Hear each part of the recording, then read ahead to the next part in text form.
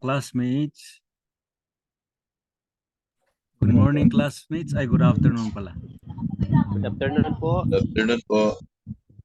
Now, mag-share muna ako ng screen.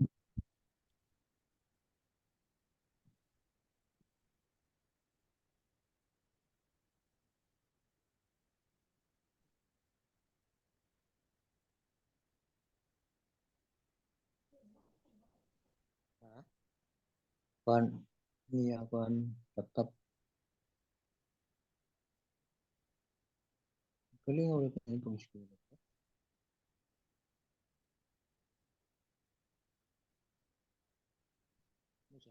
Sa pagmungaw, hindi mo classmate lang.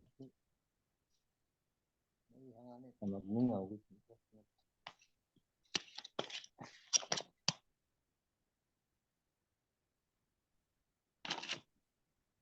Balik yung doon katog niya kung kuyog. Kuyog, pag-classmate. Ang good.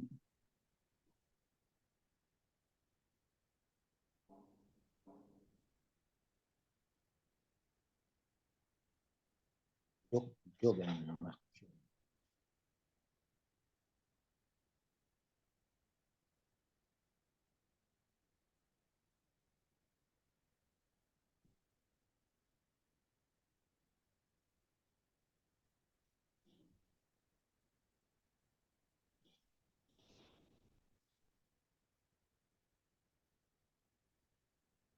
Joven Maxion.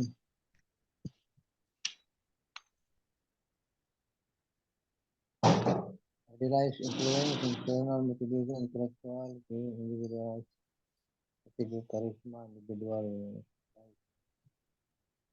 federation, contingent reward, management, instrument,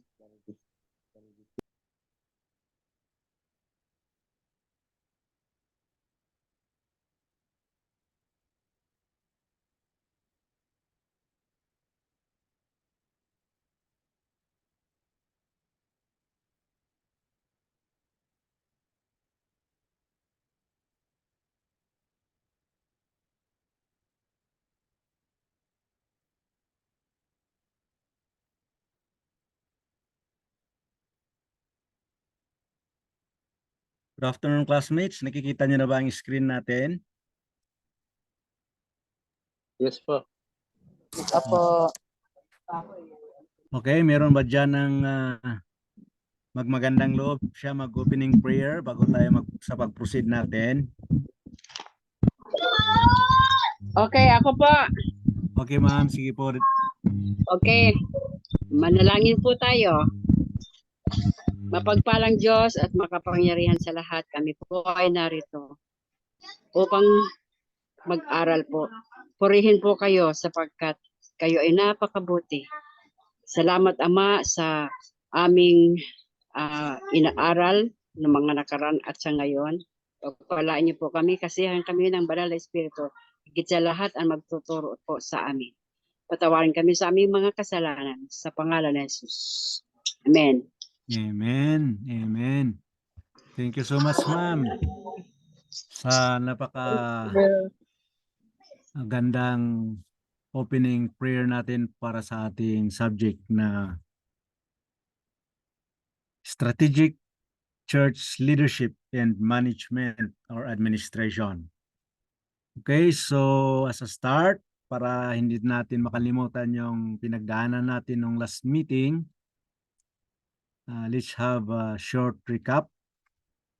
So last time we talked about strategic objectives. At kung maalala natin po, we discussed that strategic objective are purposes or statements that help create an overall vision and set goals and measurable steps for an organization to help achieve the desired outcome. At nasabi din natin na ang strategic objectives ay dapat tumutugma sa sinasabi nilang SMART objectives. So to refresh our memory, we said that specific would mean certain or definite. So ang general motto dyan is it is what it is. Meaning kung ano yung nakasaad na specific na objective, it should be what is stated. Hindi po, it doesn't mean anything other than what is said. Okay, so for measurable, it would mean quantifiable. Pwede siyang mabilang, pwede siyang ma-measure. Okay? Or kung inhinyero yan, pwede niyang i-assess by using numbers. We also said that an objective should be attainable. In other words, it should be achievable. It could be reached. It could be done. It can be implemented. And realistic would mean practical or real life objective. Hindi yung mga pa ka sa buwan o tumitingala ka sa kalawakan that nothing will come into reality. And lastly, when you see timely, it should be prompt. It should be punctual. So if there's a date, if there's an expected month or day of accomplishment, by that date, it should be accomplished or done. So yun po yung short na recall natin doon sa discussions natin last meeting on strategic objectives. So if we are to look into the Doc Raja model of management, we are done with objectives and we will now proceed to strategies. So we'll be talking today and perhaps the next meeting, depends on the time that we can consume now.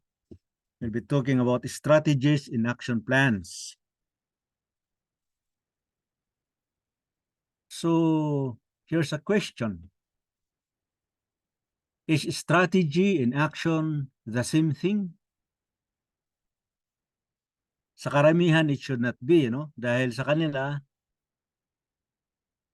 here's an example to make the two things different. As an example, in a game with moves, an action plan is a move, or it is the action itself, or the action that will be taken after all the plannings that is done. A strategy is a rule for deciding which move to make in every possible situation. So those are two different things. Looking at it from another perspective,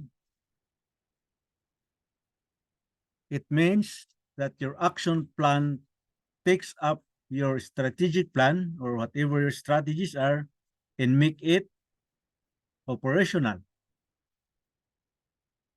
Operational meaning it can be implemented, it could be started, and it can be finished or finished. Okay? Going further, we can say that an action plan provides your staff with responsibilities, tasks, and the necessary resources to align your efforts with strategy and make them feel relevant, impactful, and engaging. In other words, the action plan gives life to whatever strategy or the strategies that you have thought earlier. Okay, so it says in the last clause, and make them feel relevant, impactful, and engaging. So if you look at a particular sentence regarding strategic management, it has directly related, or it is directly related to a thing to do, an action thing, then that is an action plan.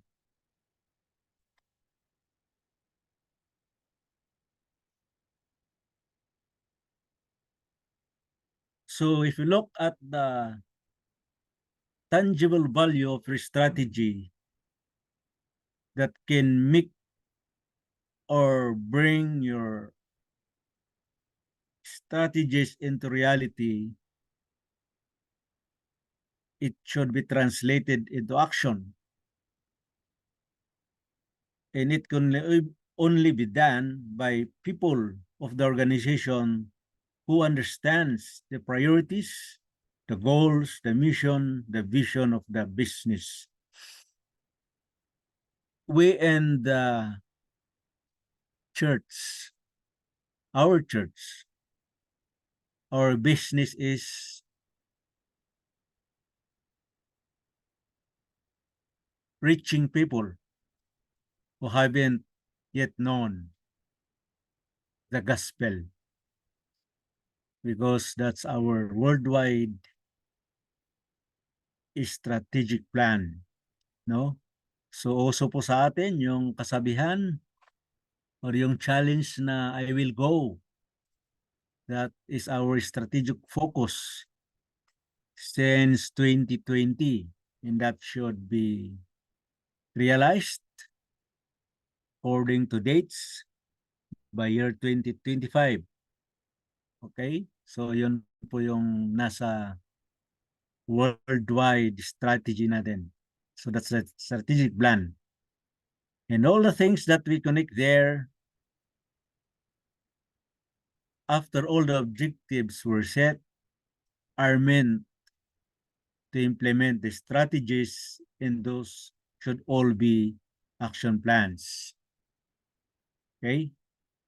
Lahat po ng dudugtong doon sa strategic plan, after the objectives, after the goals, after all the vision, the mission that we have set, is for us to give life to that strategy or to that strategic plan.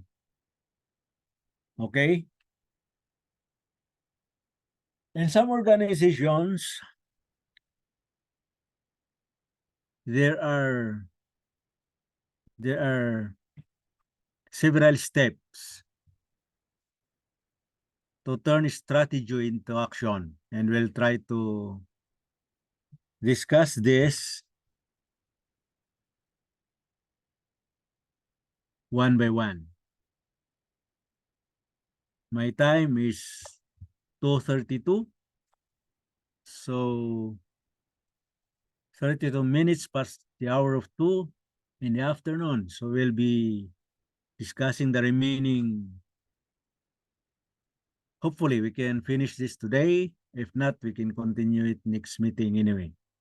So let's start with the first step, is translate and elaborate on the strategy. So we have to make the strategy understandable, appreciable, and recognizable by all members of the organization. So it has to be aided, it has to be brought down to the various levels of the organization. If there's a possibility, all members of the organization should be well versed of what the strategy is. Okay? After you have translated, meaning you have made it communicable to all members of the organization, then ask or ensure, confirm the execution priorities. Anong mauna? Si A, si B, si C, or pwedeng sabay? Okay, so those are the things that we will do or should be doing by now. What are the strategic initiatives? So you have to define the strategic initiatives. If you see initiatives, we're referring to those things. What are those things in the strategy that will let anybody who knows the strategy to act, to help, to assist, to support? Yan po yung initiatives na hinahanap natin. Okay? Fourth, engage and align the organization. So if you recall, may sinabi si Doc doon sa introduction na strategic or tactical or planned positioning of the people in business organization. They usually refer to that as their human resources availability. They now try to match the core competencies of the members of the organization to the strategies that are set. Who will do what? Whom will be assigned where? Who will start? Who will finish? Okay, so engage and align the organization. Who goes first? Who comes back first? And so on and so forth. And lastly, number 5 should be measure, monitor, and adjust. If we look back to the Doc Raja model of management, nandun yung monitoring. So that's where it comes. It comes or it is applied when the implementation is going on. So within particular point in time of the long and winding path towards the end, there should be monitoring. There should be monitoring strategies, action plans to recheck and ensure that everything is in order, everything is moving, everything is going as planned. Yan po yung silbi ng measure, monitor, and adjust. Should there be lapses? Should there be failures along the way? Remember your transformational management or leadership. You have something there that you can apply here. You call that the contingency plan. So that's part of strategic management. Let's go deeper for steps so that we'll be able to at least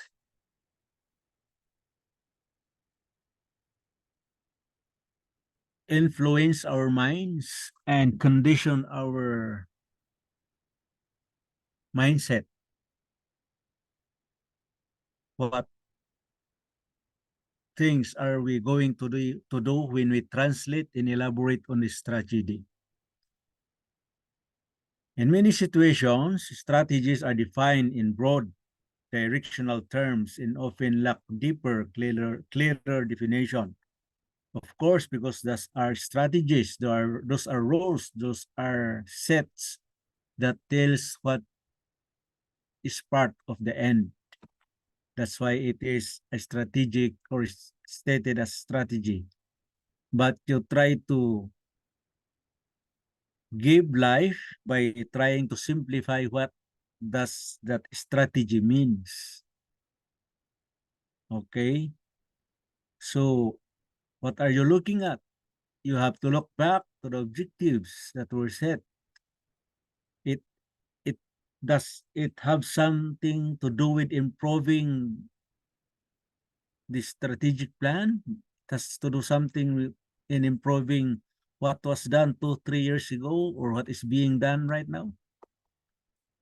So compare that with the strategy and try to translate them elaborately so that all members of the organization will versed with it. We talk about schedule, collaboration, who has to help who, to whom would I run to if I lack something, if there's no resources already under or within my area of responsibility. Those are the translation and elaboration that is to be done to the stated strategy. For example, let us look at this because I guess this is practical or applicable to our situation in our evangelistic efforts. Okay. For example, the strategy expand geographically. It may be directionally sound, but hard to execute until the next layer of questions are resolved. No? So baka may nauna pang gustong sagutin, kailangan sagutin para masabi mong ano ba yung expand geographically.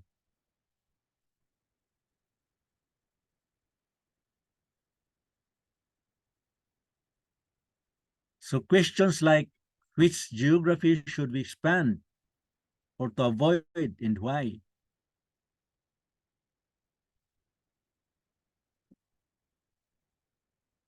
Okay, so what is said here is, or what is being said here is,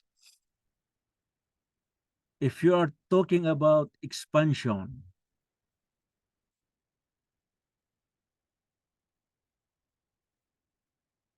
what do you particularly mean? Would it be in your community, in your town, in your district, or the whole mission, the whole division, or whatever the geographical stratification the organization has? Or is it only a given, is it already a given situation? Kasi sa atin yata, it is the higher or yeah, the higher organizations, higher level of authorities that set up geographical territories. So, kung district, ilang town siya ang sasakupin. Kung isang church yan, ilang companies ang involved. So, that is an example. So, translate and elaborate means all the people down the various levels of the organization should know what we mean. Okay? So, yun ang step 1 na sinasabi natin kanina.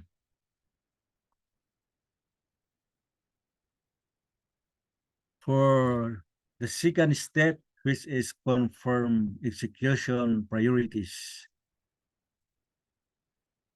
Once a strategy is more clearly defined, it is important to establish clear priorities.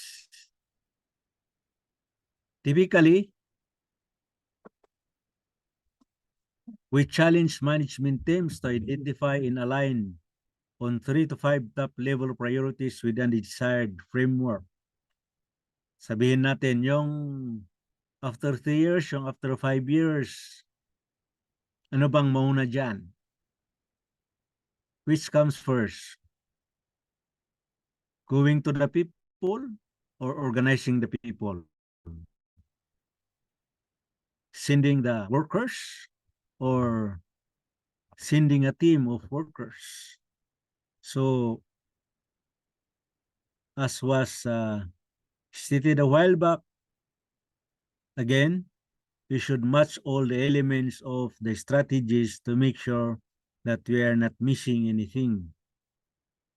Ideally, that should be the case. So pag sinabi natin by year-end 2023, you should be looking for perhaps a number of converts. 100? 200? 21? So we can project what we'll be looking at by the end of the year, second year, or whichever the strategy holds. Okay?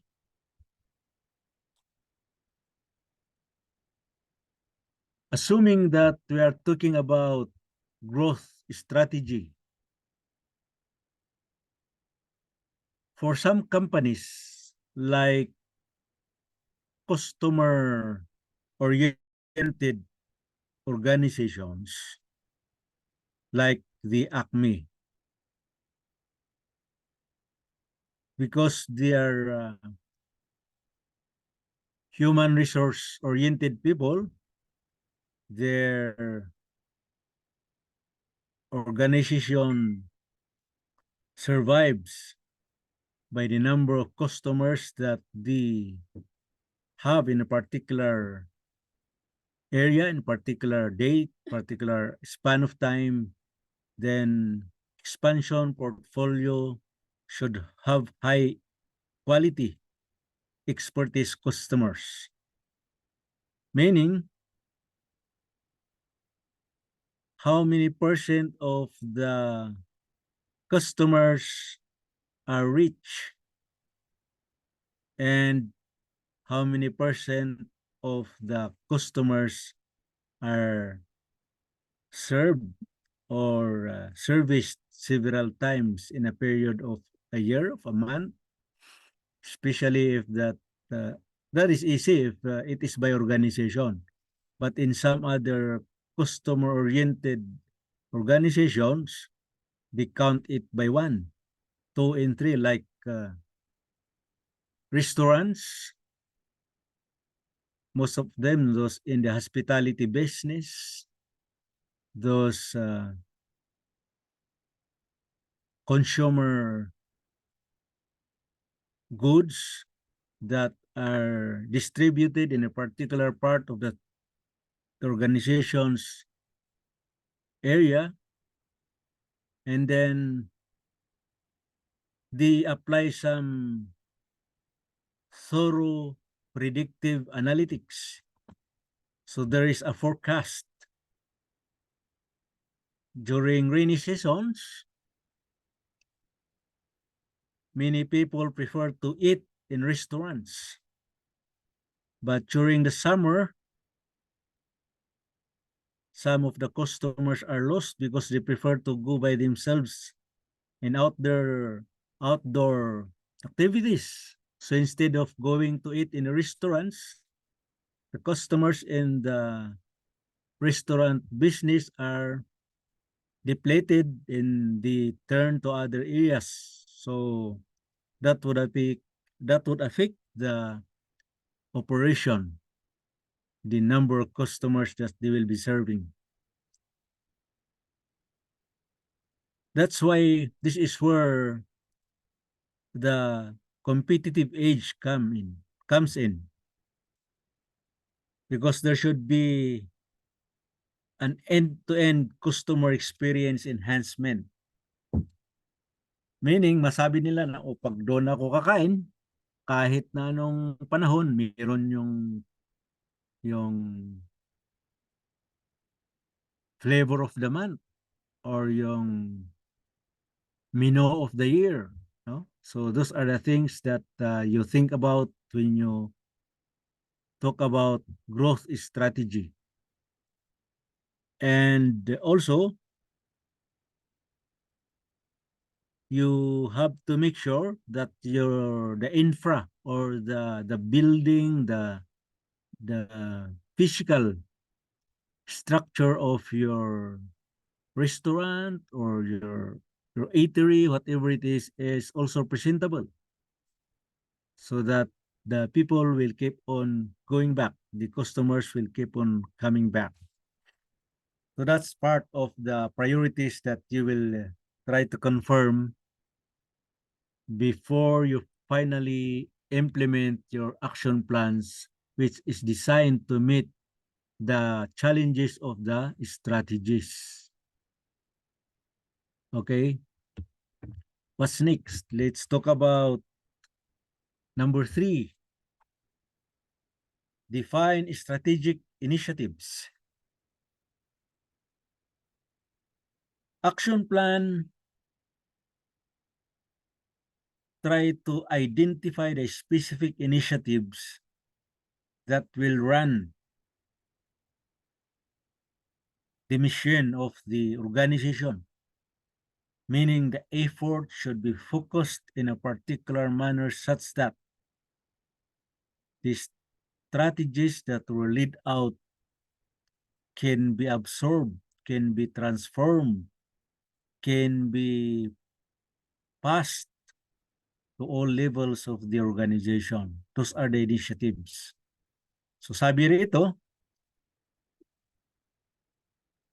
to make the strategy action or to make the strategy actionable, it needs to be broken into specific initiatives that individuals and or teams can execute. Each initiative should have clear goals, accountabilities, milestones, and timing expectations. Okay.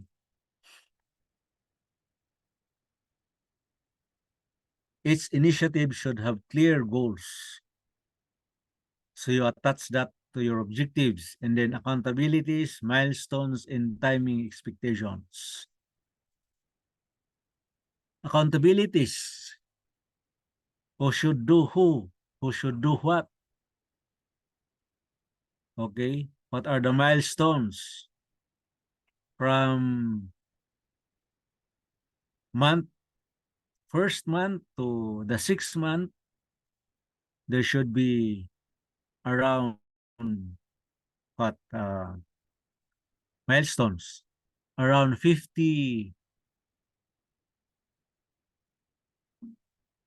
converts that will join the church, if that's the milestone that was set.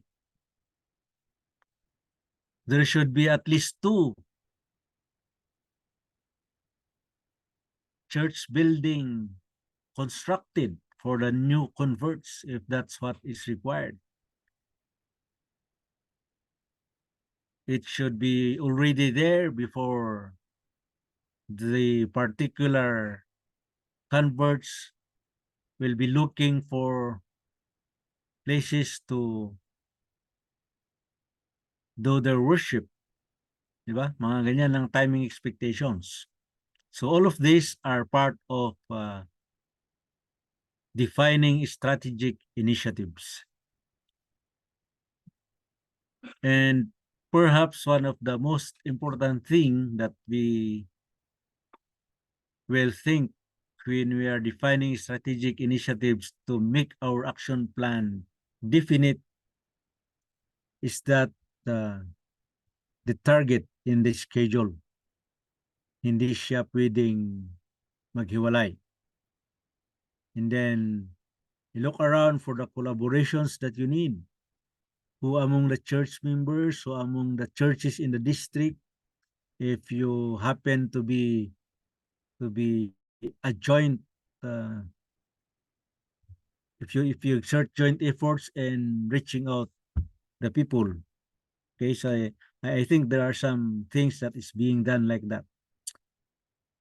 There are 5 churches in one district, or 4 or 6. How many of them?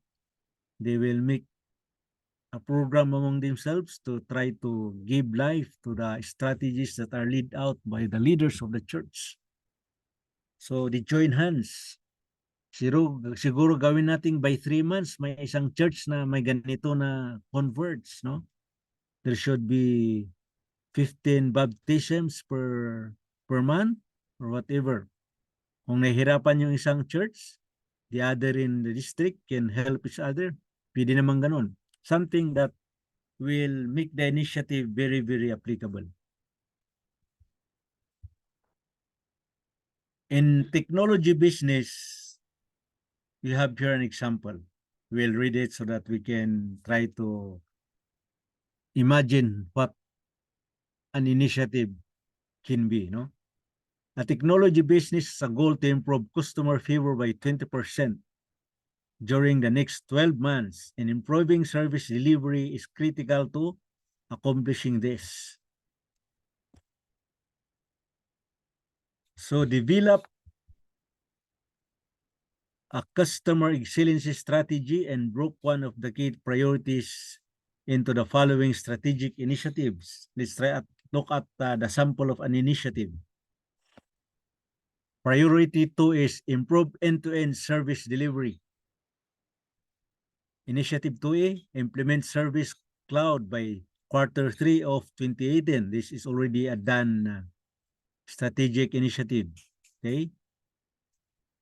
Initiative 2B is roll out full set of service standards in KPIs by quarter.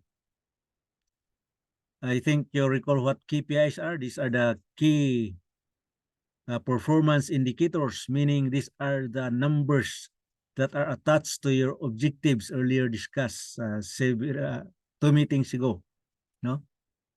Which will realign your action plan to your strategy so that you'll be able to attain your initiatives or implement the initiatives. 2C here is redesign our customer success process by Q4 of 2018. There are a couple of simple templates or frameworks that can be used to help identify the plan by initiatives. An example, there is an action plan appears below. As you will see, it links a set of initiatives to an overarching priority and a simple planning template that everyone can use. I hope you can see the tabulation.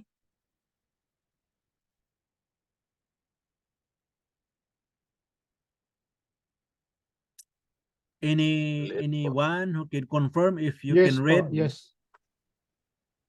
Classmates, mabasa po ba sa inyong screen? Maliit Yung po, Opo, Doc. opo. Maliit po. sample. Oh. So, pinapakita lang natin ito para kung ifa-finalize yung ngayon, by this time, most of us who are doing the strategic planning in our church should be finalizing already their action plans, no? Implement Service Cloud. Halimbawa, yon yung initiative na gusto nyong unahin. Sabi rito is resolve approach for service tiers, including organization.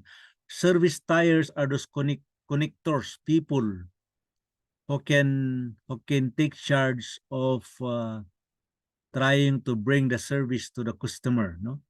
So naka-assign sa isang tao, ang lead na tao dyan nakalagay si Michael. Ang support niya is si Connie and Dave. And the timing is third quarter of the year 2018.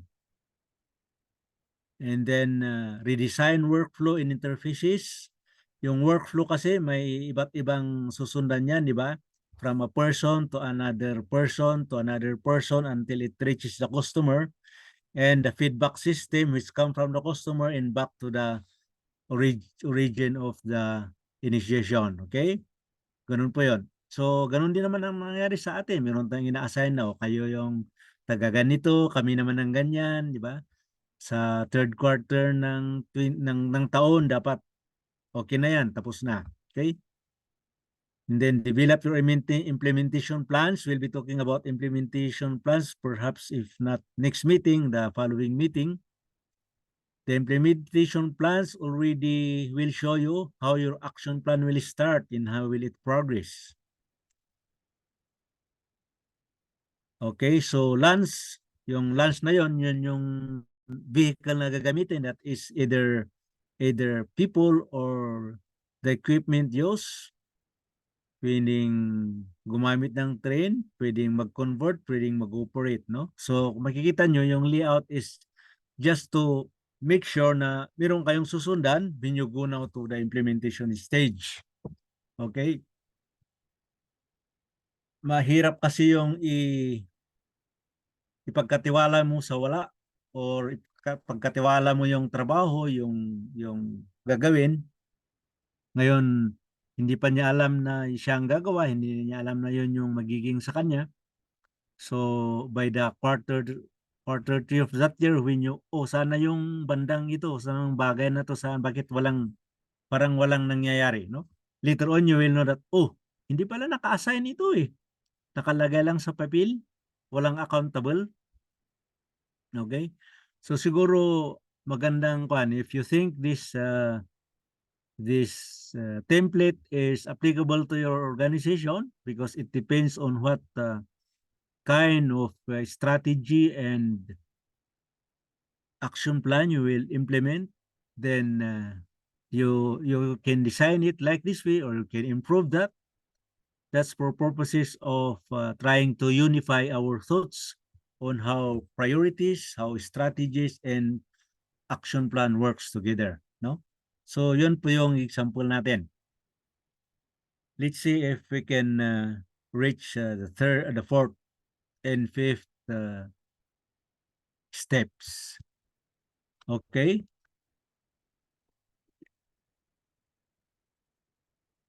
So far, may gusto kayong tanungin, may gusto kayong idagdag before we proceed? I think, okay, we'll ask some time allowance. 3:00 na sa aking watch. Siguro magkalapit ang oras natin. So, we will entertain one clarification or one question or one contribution.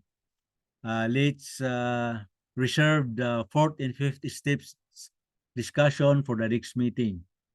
I prefer to take this step by step so that we will not waste our efforts. Kasi kung paspasan nating tapusin ito, and this is one of the lifeblood of strategic planning, strategies in action planning. Okay, so may tanong ho ba dyan, mga classmates? Or do you want to contribute or suggest or add on our discussions today? We have 4 or 5 minutes before we turn it over to the next resource speaker or the next professor.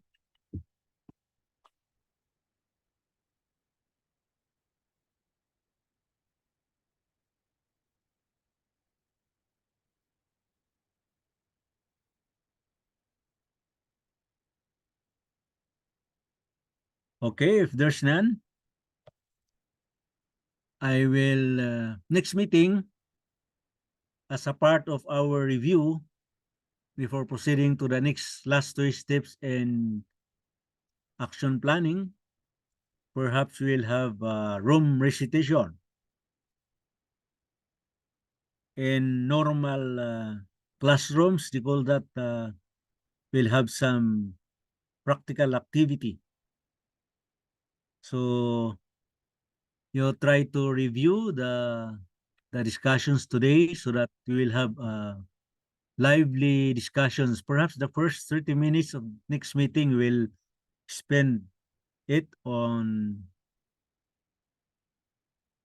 exchange of ideas, no? So that we'll be able to internalize what we have discussed today. For now, we'll end it here in step number 3, defining strategic initiatives, and we'll continue next meeting. Thank you, classmates, for being there. So good afternoon to everyone. Thank you po. Thank you. Thank you po. Okay, so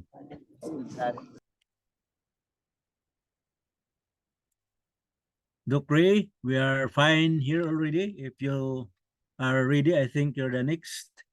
Thank you for the time and thank you for the opportunity. We'll see everybody on this platform next meeting. Thank you very much. Okay, thank you very much, Prof. Joven. And Dr. Marcaida is already there. Yes po, Doc. Yes po. Maya-maya po ako, Doc, Okay. sa mga 4 o'clock na ako. Galing kami sa So- habang naka-tune in ay nagbabayanihan kasi rito. So naki-join din kami. Pero sa 4 o'clock na lang ako, Doc. Sa 4 o'clock na lang po ako dun sa aking regular time. Tingnan ko yung schedule. Apo, 4 to 5 po yung sa akin, Doc. Yung time ko, 4 to 5.